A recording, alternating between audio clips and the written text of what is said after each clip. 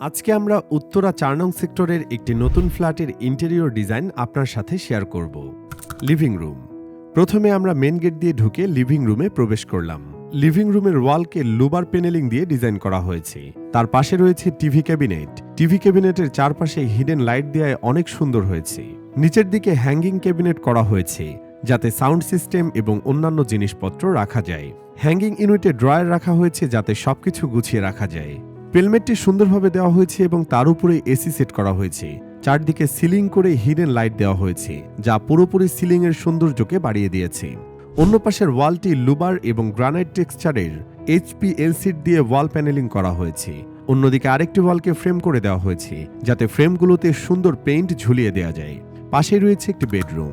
বেডরুমে একটি ওয়াল ক্যাবিনেট সহ ড্রেসিং ইউনিট দেওয়া হয়েছে যাতে কাপড় গুছিয়ে রাখা যায়। বেড হেড তাক করে দেওয়া হয়েছে যাতে প্রয়োজনীয় জিনিসপত্র রাখা যায়। পাশে রয়েছে একটি বারান্দা এবং এই রুমে সিলিংও অনেক সুন্দর করা হয়েছে। সিলিংয়ে প্রয়োজনীয় স্পটলাইট ব্যবহার করা হয়েছে। Dining room. এরপরে আমরা চলে আসি ডাইনিং স্পেসে। ডাইনিং স্পেসে ওয়ালটি খুব সুন্দর করে প্যানেল করা হয়েছে।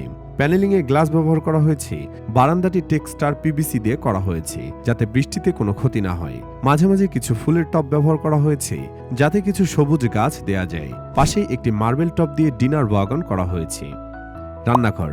কিচেন ইউনিটটি ছোট হলেও ক্যাবিনেট দিয়ে ডিজাইন করা হয়েছে। ক্যাবিনেটগুলো হাইড্রোলিক এবং হিডেন লাইট দেওয়া হয়েছে যাতে কিচেনের মালামাল খুব সহজেই বের করা যায়।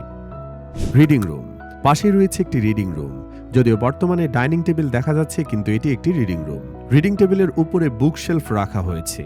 অন্যদিকে একটি ওয়ালে 3D প্যানেলিং করা হয়েছে। যারাই এসেছেন তারাই এই 3D ওয়ালটি পছন্দ করেছেন। আমাদের অভিজ্ঞ টিম আপনাকে আপনার পছন্দ অনুযায়ী ফ্ল্যাট সাজিয়ে দিতে প্রস্তুত। আপনারা যদি স্বল্প খরচে আমাদের ইন্টেরিয়র ডিজাইন করাতে চান তাহলে আমাদের সাথে যোগাযোগ করতে পারেন।